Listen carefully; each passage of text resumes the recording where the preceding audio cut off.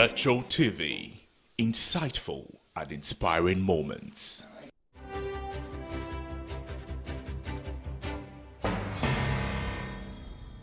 Hello, it's 4 p.m. Good afternoon and welcome to News Flash. My name is Nana Yoenchi. We're coming to you from our studios here at Northridge in Accra.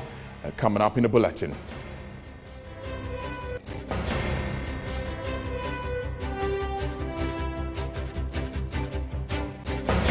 Minority calls for bipartisan probe into alleged purchase of vaccine through middlemen.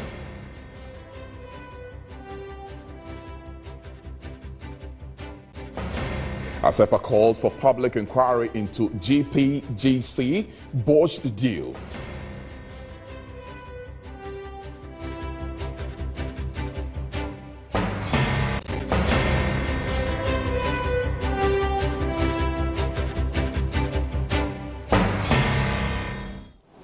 Thank you very much for joining us for News Flash. To our first story, the minority in Parliament is calling for bipartisan probe into the alleged purchase of Sputnik V vaccine and purchase action against taken by individuals who were found culpable in the deal. In a press conference in Parliament, the minority leader Haruna Idrisu stressed that government has sidestepped legitimate channels and restored to the use of dubious individuals for the transaction, and hence will be complicit for unforeseen ramifications.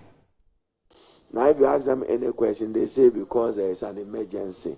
As if during emergencies, the functionality of laws must come to an end. In the midst of excruciating hardships and massive corruption growing up, government negligence and incompetence is leading to the failure to secure vaccines for Ghanaians. Government's attitude now points to one of opportunism in exploiting the pandemic to aggregate wealth to family and friends.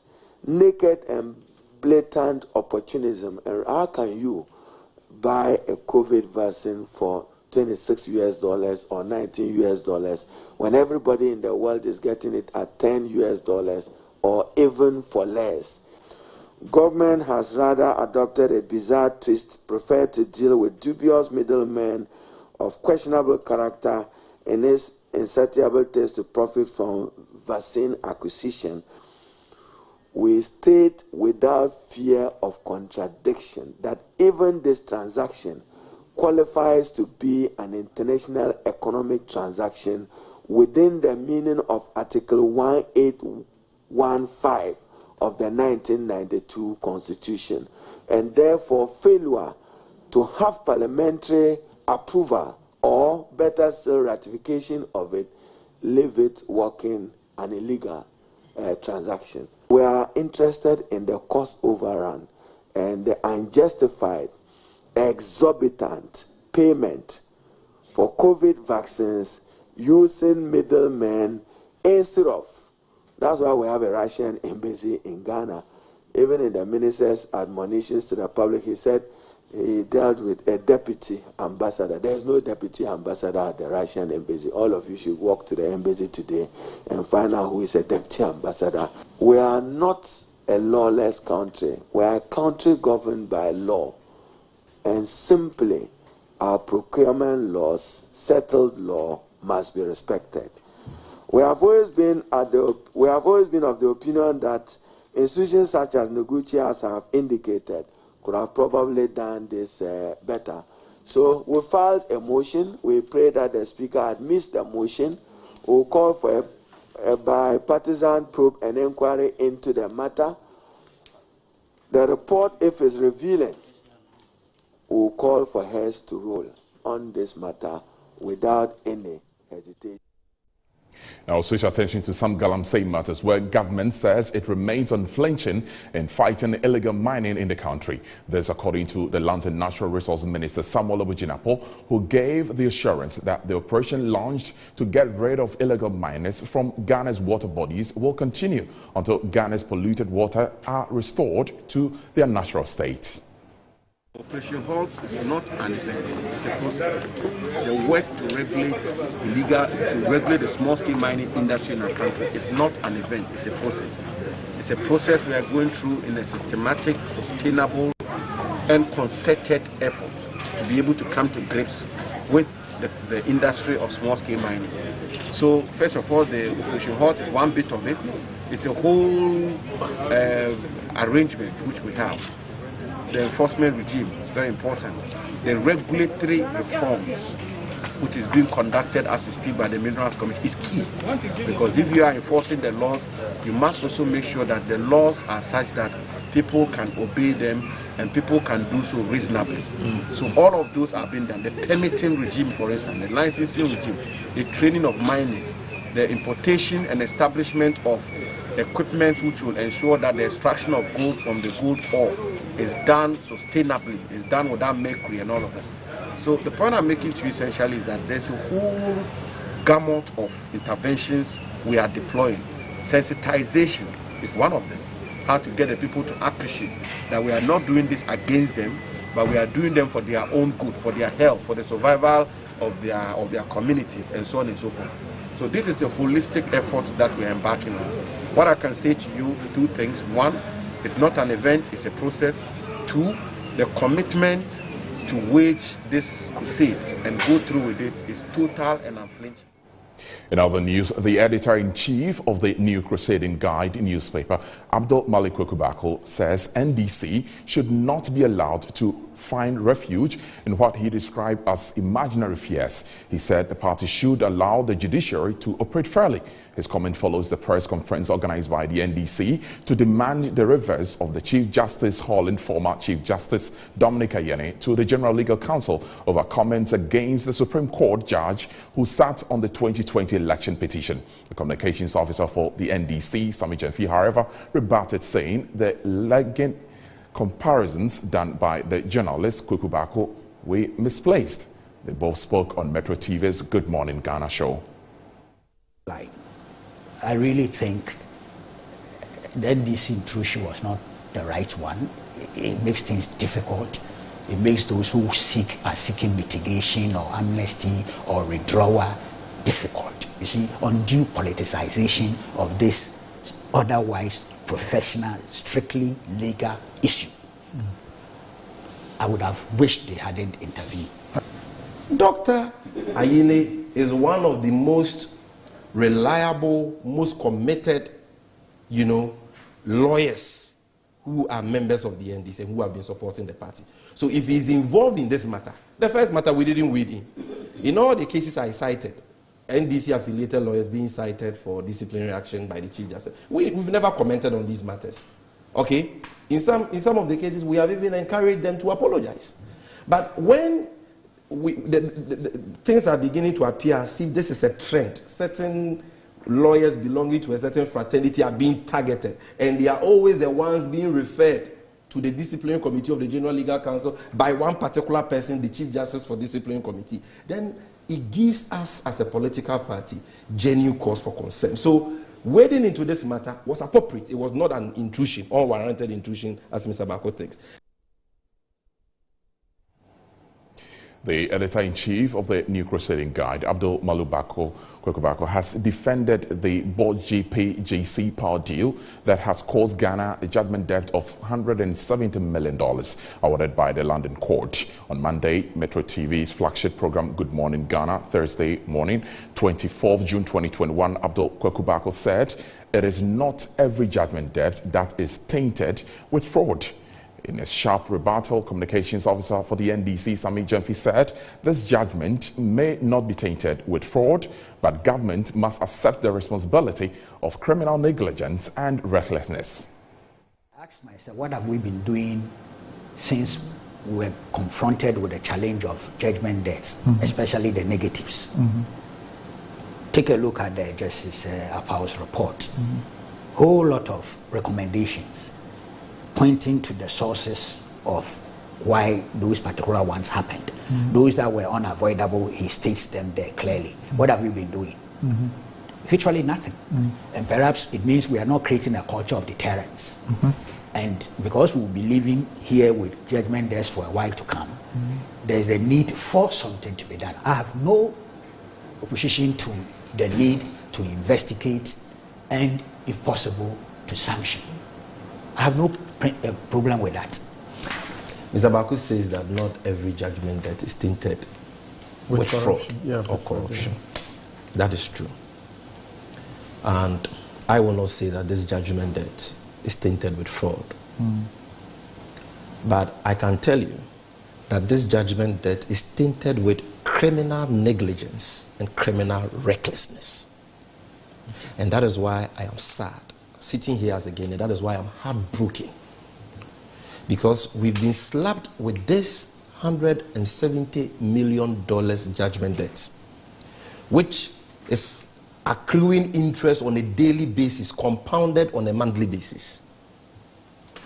Because of the criminal negligence and recklessness of the Akufo-Addo government. They are the ones who have caused this huge financial loss to the state, and therefore must be held responsible. So yes, there may not be fraud, but there is criminal negligence and there is criminal recklessness. It is so clear that that is the reason why we are where we are. Still staying a bit further on the story, the Attorney General Godfred Yeboah-Dame has vowed to prosecute public officials found culpable in the power purchase agreement, which has caused the country an amount of $170 million judgment debt. His comment comes after London-based United Nations Commission on International Trade Law Tribunal issued its final award, ordering government of Ghana to pay $170 million in damages to JPJC for failing to meet the set deadlines in accosting alleged unlawful termination of the contract between the two parties. Speaking to Francisca Kakra-Forson, the Attorney General said investigations are underway and public officials involved will be prosecuted. And the previous Attorney General, Madam Gregory Fidem, recommended termination of the agreement in 2018 on account of the PPA committee report. So her decision was informed purely by the PPA review report and also an examination of other circumstances surrounding the agreement, i.e. failure to attain conditions precedent and what have you. And unfortunately, that determination was adjudged to be wrong by the Permanent Court of Arbitration, which we were subjected to. In any case, the fundamental point is that the termination was necessary. Secondly, relatively, the state was saved more losses. If you're a public officer, you're acting in accordance with the tenets of reasonableness, diligence, and sound policy. You ought not to take any decision which will expose the state unnecessarily to financial loss. That is why there's a provision in the Criminal Offences Act for causing financial. It said willfully causing financial loss. And willfully causing financial loss is occasioned where a person takes a decision either recklessly, negligently, or deliberately with the intention that the state will ultimately lose. So the question must be asked as to why a public officer vested with discretion and vested with the nation's resources will enter into multiple PPA agreements which would occasion excess supply. Supply when the state was not in need of the power, and also at cost that was adjudged by the PPA committee to be excessive. Inquiry into these matters to ascertain whether the acts of the public officers were deliberate, reckless, or just negligent. And if that is the case, then of course the penal implications will follow. The CID deals with criminal proceedings. Okay. It's just an investigation which will form the basis for possible charges against public officers culpable in the whole transaction. So the position must be expressed that clearly this administration and myself in particular, I'm against judgment debt, and that I will pursue any public officer. It's just on account of the same principle that I'm referring the conduct of the public officers in question to the CID. I think that whenever any public officer, by his actions, occasion undue financial loss to the state. On the same subject, some think tank have waded into the whole discussion, and the Executive Director for Alliance for Social Equity and Public Accountability, Mensa Thompson, is calling for public inquiry into the controversial abrogation of the power purchase agreement between the Government of Ghana and JPJC, which has resulted in judgment debt. He accused the Attorney General of being negligent and lacking substance to pursue the case. What we are witnessing is a cocktail of negligence, lack of respect for contractual obligations, and an attorney general who slept on the job that has resulted in this country now going to pay a whopping $170 million for absolutely no work done to GPJC. Now, the attorney general is going around making a number of claims which we believe are quite unfounded. And I think that it is on this basis that we are calling for a public inquiry into this judgment debt saga so that we can get to the bottom of the matter.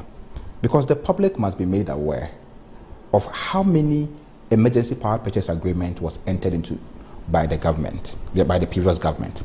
How many of these power purchase agreements has been terminated by the current government between 2017 till date? We must know, because we are aware that there are a number of power purchase agreements signed. How many of them have been terminated? Now, on what was the basis for the termination? Because all we know about is this GPJC one, which has currently been terminated, that has resulted in a judgment debt. But if you look at all the power purchase agreement that was signed by the previous administration, this GPJC contract was the most generous of all the transactions, especially where most of the agreements, like Ameri, required the government to provide an LC, which is a letter of credit, as a form of guarantee for the transaction. This particular agreement did not require any form of LC. Moving on, the Attorney General, Godfred Yeboah-Dame, has described as mischievous reasons given by the Fix the Country to embark on the protest. Some Ghanaians have since April been venting their spleens on government to calling the Fix the Country protesters the system to improve the living conditions in the country, but have been barred by the ongoing suit at an Accra High Court. Speaking to Francisca Kakra-Folsom, the Attorney General said reasons given by the demonstrators aren't compelling enough to demonstrate in the time of the pandemic. I'm also for demonstrations. I've also led demonstrations. I'm on record as one of the founders of the Alliance for Accountable Governance. I led a demonstration all the way from Circle to the streets, TUC, ministries, and what have you. And I think I'm also in full agreement with the right to express oneself freely. The right to express yourself can be exercised through many means other than demonstrations. So demonstrations is really not the only way to express oneself.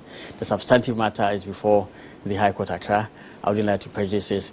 Safe to say that the restriction has been imposed by circumstances that we all know, COVID-19. There's nowhere in this world that demonstrations are allowed. It's only on account of spontaneous circumstances that people demonstrate. It's only on account of very compelling circumstances that people may demonstrate. So you take account of the Black Lives Matter. Very unfortunate incident, tragic, I mean, crude on all accounts, and people just spontaneously came out onto the street for weeks on end and had support around the world. What is the purpose for this demonstration? They claim they're going to, hold on, they say they are demonstrating on account of broken promises by successive governments. The demonstration on their own showing was on account, it's not about the MPP. So it is not urgent, it's not pressing. If you are demonstrating about broken promises by successive governments since independence, what is the urgency about it? They actually indicated that they wanted it to be heard. So what did the government do? Reacted in a manner that no government had done. In an unprecedented fashion, the government constituted virtually its top ministers in government to engage. You're still watching News Flash with me, Nana Yowenchi, on Metro Television. We're taking a short break.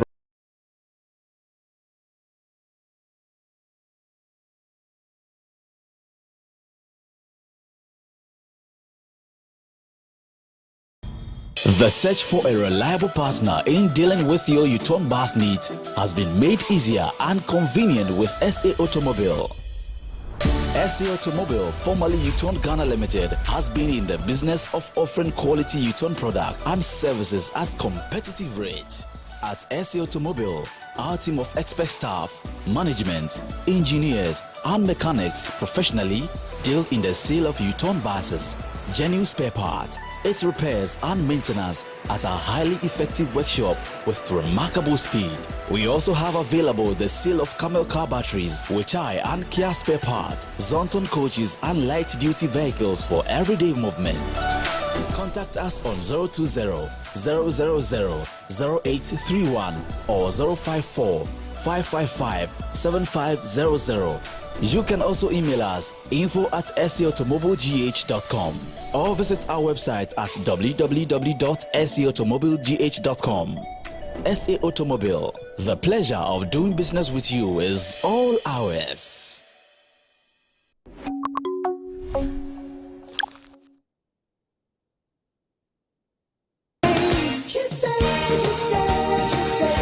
Now in Ghana on Metro TV.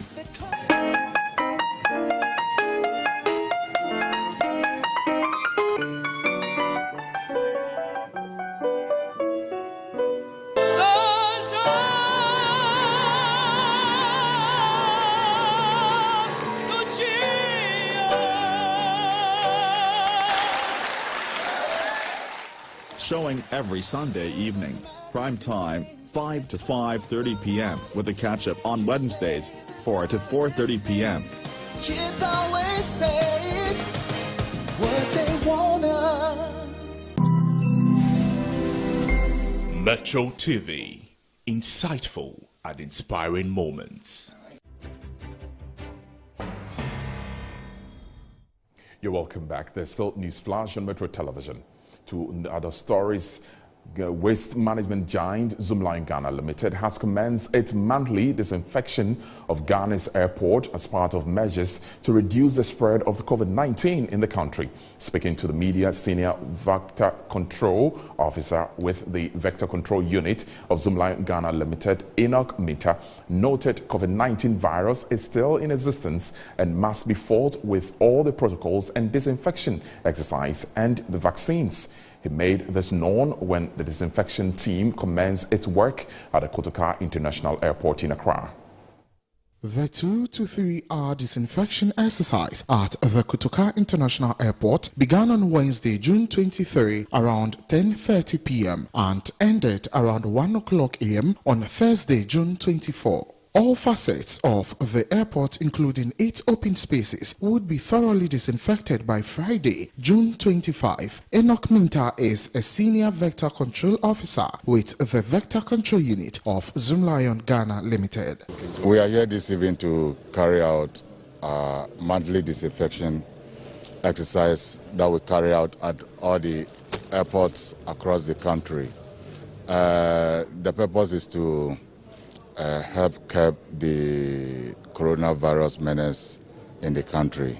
We know that the airports are the hotspots, so we do it on a monthly basis to help curb the spread. He added the exercise is to rid the airport of all COVID-19 tendencies. Whilst we do the disinfection, we need to continue the protocols. Other than that, we will not be able to curb. For instance, if we even go for the injection, the jabs, we still have to practice the various protocols. If the disinfection we've not been doing it, maybe the numbers would have been very high than what we are seeing. So it's effective due to the WHO approved chemicals and disinfectants we are using, and it's recommended. So we know that is giving results. As at June 19, 2021, a total of 317,881 tests have been conducted at the Kotoka International Airport since its reopening. 1,834 have tested positive and 1,762 persons have recovered. Let's now switch our attention to some stories coming from the Ashanti region, where we are told a toddler is feared to have drowned at Sawaba near Affordable Housing Estate in Kumasi after a downpour. The child was traveling with the mother on a tricycle, popularly known as Pragya, when they got stuck in flood waters in an attempt to continue the journey on foot. The child was carried away by this flood. A rider, Ahmed Mohammed, says his tricycle got stuck in the flood with 5 people on board, including the child. The passengers attempted making the journey on foot despite the heavy current downpour of the rain. Meanwhile, some residents have been reacting to the effect of the flood. But before we bring you this playback, we have our Ashanti regional correspondent, Abdul Basit, to give us more about this whole development about the child. We are told the child has been found. Abdul Basit, good afternoon and welcome to Newsflash. Good afternoon, my brother. Bassett, what is the extent of damage caused by this downpour in the area? Actually, the flood which started last night caused a lot of havoc in the region. Particularly, a lot of bridges, a lot of houses have been affected, a lot of fence walls, and so on and so forth. The incident that occurred at Sawaba happened around 9:30 p.m. when the toddler was traveling with the mother. The moment they got to the bridge, that dilapidated bridge, the moment they got to the scene, the tricycle that they were traveling with, by the waters, then they decided to walk, continue their journey. All of a sudden, the boy fell in the water, and the water swept him away. They searched for him throughout last night. They were not able to trace him. Fortunately, this morning around 11:30 p.m., a search team also went to the scene again. Very fortunately, I got to the scene when the body was retrieved around 11:30 a.m. And it has since been, the youth have decided, because of the nature of the place, they decided that the authorities have not heeded to their plea to reconstruct the bridge for them. So in case of any incident there, they don't need any authority to come there to console them, because all the appeal have been on deaf ears. So the NADMO officials, together with the assembly member, came to the scene trying to allow the NADMO to make some assessment around that area, but the youth of the place decided that they will not allow any authority to do that. So they took the body away to the residence of the family.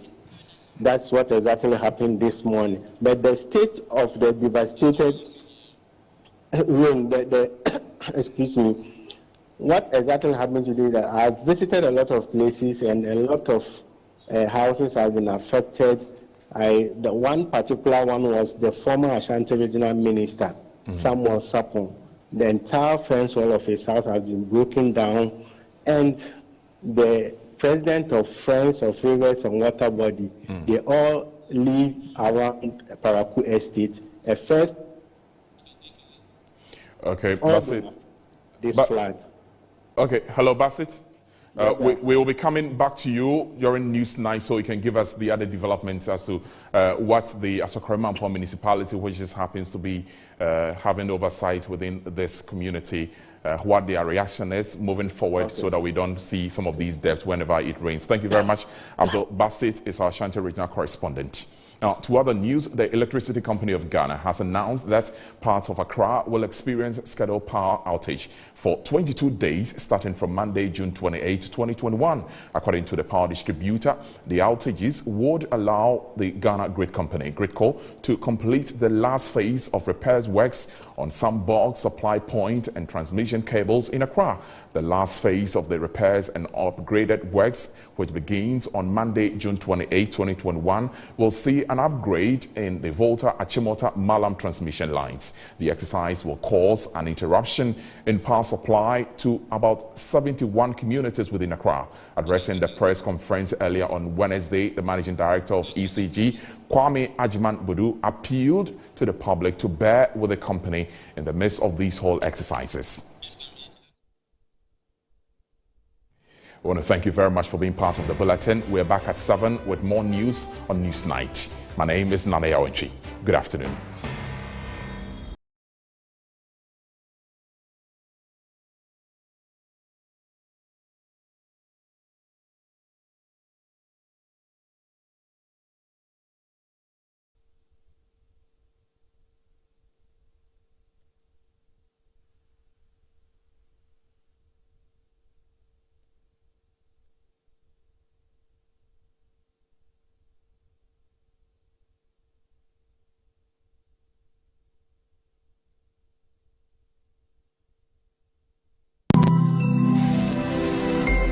Metro TV, insightful and inspiring moments.